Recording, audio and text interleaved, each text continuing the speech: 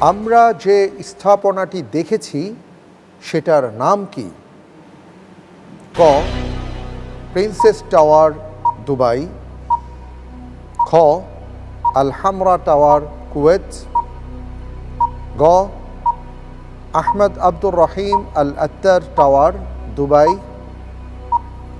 খ Kuwait tower.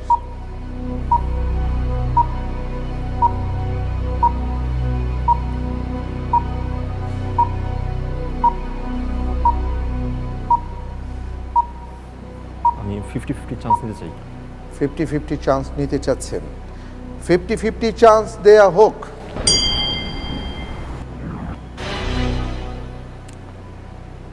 জি, আমরা দেখতে পাচ্ছি এখানে খ এবং ঘ আছে।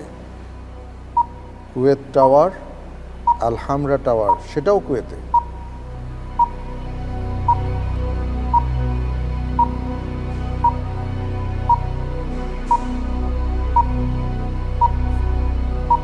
কুয়েত। আল হামরা এই শব্দটার সাথে একটা দেশের সম্পর্ক আছে। আপনি যে উত্তরটি দিয়েছেন উত্তরটি সঠিক হয়নি।